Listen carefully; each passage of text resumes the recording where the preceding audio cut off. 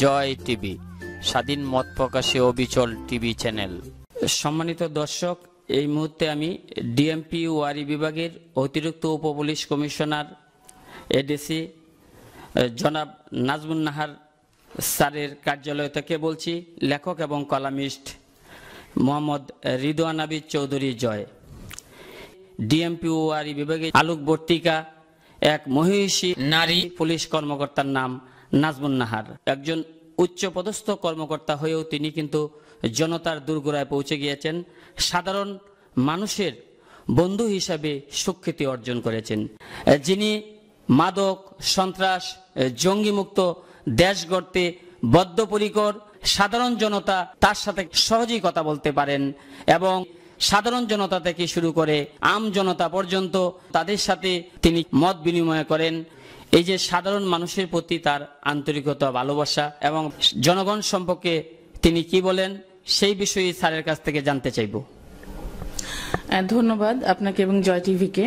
আসলে আমরা টিম ওয়ারির মধ্যে আমাদের টিম ওয়ারি, আমাদের এই ওয়ারি বিভাগের মাদক, সন্ত্রাস এবং জঙ্গিবাদ মুক্ত করার লক্ষ্যে কাজ করে যাচ্ছি।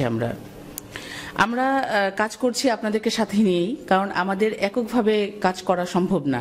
আপনারা যদি আমাদেরকে সহযোগিতা না করেন তাহলে আমাদের পক্ষে একাকী কোনো কিছুই নির্মূল করা সম্ভব হবে না। যদি জনগণ আমাদের সাথে থাকে, অর্থাৎ আমাদের ওয়ারী বিভাগের যারা বসবাসকারী আছেন তারা আমাদেরকে সহযোগিতা করেন, তবেই কিন্তু সম্ভব আমাদের এগিয়ে যাওয়া। সাধারণ মানুষের প্রতি ভালোবাসা। আসলে আমি বাংলাদেশ পুলিশে চাকরি করি। আমি এডিসি ওয়ারী শ্যামপুর জন হিসেবে ওয়ারী বিভাগে কর্মরত আছি। তো আসলে জনগণকে সেবা দেওয়াটাই আমাদের কাজ। জনগণ পুলিশের কাছে আসে, ডাক্তারের কাছে আসে জরুরি সেবা পাওয়ার জন্য, অর্থাৎ যখন খুব বিপদে মানুষ পড়ে তখনই কিন্তু পুলিশের কাছে আসে। আমরা যখন ডাক্তারের কাছে যাই খুব বিপদগ্রস্ত হয়ে যাই। তো এই যে মানুষ যখন আসে তার সেবাটা প্রত্যাশা করে, আমি চাই যে প্রত্যেকটা মানুষ যেন তার কাঙ্ক্ষিত সেবাটা নিয়ে যেতে পারে সন্তুষ্টির সাথে।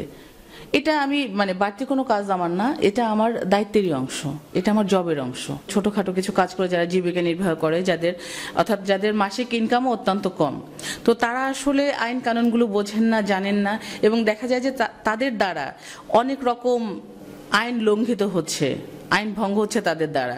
তো তাদের নিয়ে কাজ যদি আমরা কাজ না করি, আমরা যদি শুধু উচ্চবিত্ত এবং মধ্যবিত্তের মধ্যে সীমাবদ্ধ থাকি, তাহলে তো কখনোই আমরা আমাদের কাঙ্ক্ষিত লক্ষ্যে পৌঁছাতে পারবো না।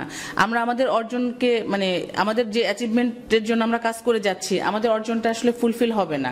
কারণ তারা যখন বুঝবে যে না, কোনটা আমাদের মান্য করা উচিত, কোন আইনগুলো আমাদেরকে মানতে হবে, এটা যে একটা আইন, এই বিষয়গুলো তারা অনেক সময় বোঝে না। অতি সাধারণ যারা, আমি বলবো যে যারা আমার কদমতলী এবং শ্যামপুর এলাকাতে নিম্ন আয়ের অনেক লোক রয়েছেন, যারা আসলে তারা কি নাগরিক সুবিধা পেতে পারেন বা তারা কি ধরনের সেবা পেতে পারেন এই বিষয়টাও তারা জানেন না, এবং তারা পুলিশকে ভীতিকর কিছু মনে করেন। যে অতি নিম্ন আয়ের লোকজন, যাদের লিভিং স্ট্যান্ডার্ড অনেক সাধারণদের চাইতে অনেক নিচে, তো তাদের কাছে পুলিশ যে একটা ভীতিকর কিছু, এই ধারণাটা আমি মুছে দিতে চাচ্ছি।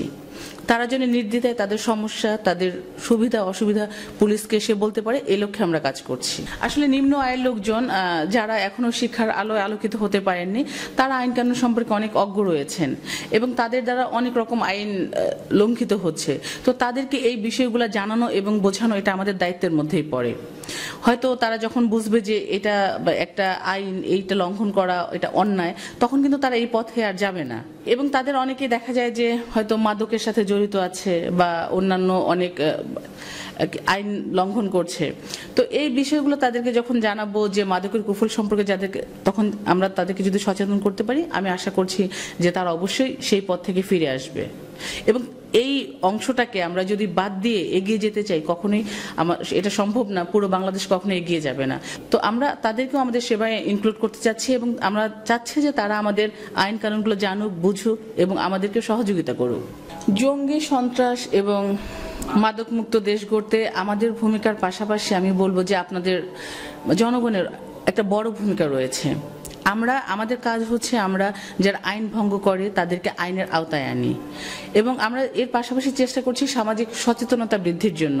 তো আপনারা যদি এগিয়ে না আসেন, অর্থাৎ আপনারা যারা আমাদের ওয়ারি বিভাগের যে জনগণ আছেন, আপনারা যদি এগিয়ে না আসেন, আপনারা যদি আমাদের সাথে কাঁধে কাঁধ মিলিয়ে কাজ না করেন, তাহলে আমাদের সীমিত সংখ্যক পুলিশের পক্ষে কখনোই কোনো কিছু নির্মূল করা সম্ভব হবে না। যখন আপনারা এগিয়ে আসবেন, আপনারা আন্তরিক হবেন, আমাদেরকে তথ্য দিয়ে সহযোগিতা করবেন, আমাদের কাজে সহযোগিতা করবেন, তখনই আমরা নির্মূল করতে পারবো সবকিছু। মাদক সন্ত্রাস বলেন, জঙ্গিবাদ বলেন, সবকিছু নির্মূল করতে পারবো। আপনার বাসায় কোন ভাড়াটিয়াটা এসছে, এটা আমি সিএমএস ফর্ম আমরা নিচ্ছি, ফিল আপ করছি, কিন্তু আপনি যদি আমাকে তথ্যটা না দেন, আমার জানা সম্ভব না। আমরা আপনাদেরকে বারবার বলি যে আপনাদের প্রতিবেশীদেরকে আপনারা ওয়াচ করবেন, সে কখন বের হচ্ছে, কখন যাচ্ছে, তার আচরণ কেমন, আপনার সাথে মিশছে কিনা, সে আপনার পাড়ার মহল্লার দোকান থেকে বাজার করছে কিনা, এই বিষয়গুলো আপনাদেরকে আমরা বারবার বলি। এখন এই তথ্যগুলো কিন্তু আমার পুলিশের পক্ষে ডেইলি জানা সম্ভব না, প্রত্যেকটা বাড়ি গিয়ে জানা সম্ভব না। এটা পারেন কিন্তু আপনারা যারা একটা বাড়িতে বসবাস করেন, আপনি একটা বাড়িতে বসবাস করছেন, আপনি জানেন যে আপনার প্রতিবেশী 10 জন কেমন, কারো আচরণে যদি কোনো অস্বাভাবিকতা পরিলক্ষিত হয়, আপনি যখন তথ্যটা আমাকে দিবেন, আমি যাচাই বাছাই করব, আমি ফাইন্ড আউট করবো আসলে সে কি ভালো লোক নাকি সে খারাপ লোক, অথবা সে কি কোনো মাদক অথবা সন্ত্রাসের সাথে জড়িত কিনা। তো কথা আমার একটাই, যে আপনাদের সহযোগিতাতেই আমরা সবকিছু নির্মূল করতে পারবো, আপনাদের সহযোগিতা ছাড়া কখনোই সম্ভব নয়। স্যার, আপনি তো বিভিন্ন স্কুলে গিয়ে কিন্তু এখন মেয়েদেরকে আত্মরক্ষার যে একটা কৌশল শেখাচ্ছেন, এবং মেয়েরা তাকে কিভাবে নিরাপদ রাখবে এই বিষয়ে কিন্তু এই প্রথম কোন পুলিশ কর্মকর্তা এই উদ্যোগ গ্রহণ করেছেন, এই বিষয়েও আপনার কাছ থেকে কিছু জানতে চাই। দেখেন, আমাদের ইফটিজিং হয়, এটা আমাদের পুরো বাংলাদেশেই হয়, এটা বলার অপেক্ষা রাখে না। তো ইফটিজিংগুলো প্রতিরোধে আমরা বিভিন্ন কাজ করে থাকি, আমাদের পুলিশ পেট্রোল দিচ্ছে, আমরা নিয়মিত তদারকি করছি সবকিছু। তারপরও একজন মেয়ে যদি নিজের আত্মরক্ষার কৌশলটা জানে, কিভাবে নিজেকে সেভ করতে হবে, তাহলে তার কিন্তু মানসিক শক্তিটা অনেক বেড়ে যায়। সব সময় অভিভাবক সাথে থাকতে পারে না। একটা বাচ্চা যখন স্কুলে আসে, স্কুল শেষ করে টিউশন করে, তারপর সে যখন বাসায় যায়, অনেক সময় হয়তো সন্ধ্যা হয়ে যায়, কিংবা কোনো কোনো ক্ষেত্রে রাতও হয়ে যায়। তো অভিভাবকদেরও বিভিন্ন কাজ থেকে প্রত্যেকটা অভিভাবক যে প্রত্যেকটা বাচ্চাকে গার্ড করতে পারে এমনও না, কখনো কখনো তাদের একা বাসায় যেতে হয়। তো আসলে তাদের মধ্যে একটা নিরাপত্তাহীনতা অনুভূত হয়, এই অনুভূতিটা যেন কাজ না করে। আপনারা বিভিন্ন দিকে দেখেছেন যে বিভিন্ন সময় অতীতে যে কিছু বাসে কিছু দুর্ঘটনা ঘটেছে, অত্যন্ত ন্যাক্কারজনক দুর্ঘটনা যাকে বলে, মেয়েদের প্রতি যে সহিংসতাগুলো ঘটেছে। তো আমার মনে হয় যে ওই মেয়েগুলো যদি অ্যাটলিস্ট আত্মরক্ষার কৌশলটা জানতো, সেক্ষেত্রে কিন্তু 3-4 জনকে ঘায়েল করা, নিজেকে সেভ করা তার জন্য কোনো বিষয়ই হতো না। তো আসলে এইসব চিন্তা ভাবনা থেকে, এবং যেহেতু আমি নিজেও একজন লেডি, তো আসলে ছোটবেলায় আমি যে পরিবেশের মধ্যে দিয়ে বড় হয়েছি, আমার মধ্যেও নিরাপত্তাহীনতা অনুভূত হতো। তো এই বিবেচনা গুলো করে যে যদি মেয়েদের জন্য কিছু করা যায়, যেহেতু আমার এখান থেকে সুযোগ আছে করার, তো আমি বর্ণমালী স্কুলের চেয়ারম্যানকে রিকোয়েস্ট করলাম যে উনি আমার সাথে একমত পোষণ করে আমাকে সহায়তা করলো। তো তারা এখন দেখলাম যে তারা বেশ বড় পরিসরে শুরু করেছে আত্মরক্ষার কৌশলগুলো। আমি চেষ্টা করছি যে আমার কদমতলী এবং শ্যামপুর এলাকায় যতগুলো স্কুল আছে, প্রত্যেকটা স্কুলে আমি এই প্রোগ্রামটি চালু করব, এবং পরবর্তীতে আমরা ওয়ারি বিভাগের সর্বোচ্চ এই প্রোগ্রামটাকে ছড়িয়ে দেবো ইনশাল্লাহ।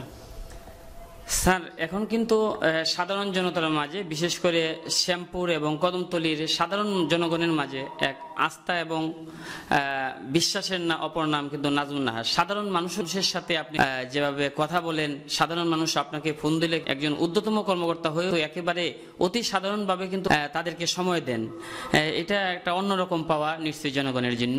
এই বিষয়ে স্যার কিছু জানতে চাই। আসলে আমি শুরুতেই বলেছি, এটা আমার কাজেরই অংশ, মানুষকে সার্ভিস দেওয়াটা।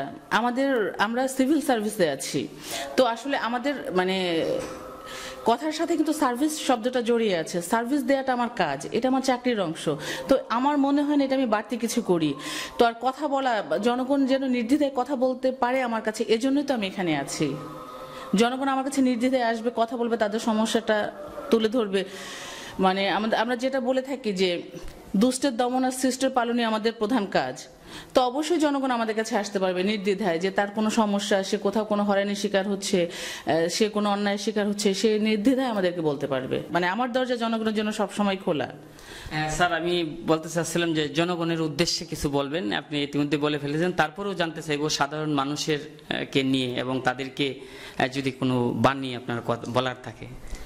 জনগণের উদ্দেশ্যে আসলে বলার কিছু নাই, সবাই সবাই অনেক জানেন বোঝেন। তো আমার একটাই কথা যে আমাদের যে যার যতটুকু দায়িত্ব আছে আমরা আমাদের দায়িত্বটুকু পালন করি। অন্তত আমরা মানে আরেকজনের উপর চাপিয়ে নেই দিই, এটা কে করবে রাষ্ট্র করবে, এটা কে করবে চেয়ারম্যান করবে, এটা কে করবে কাউন্সিলর করবে।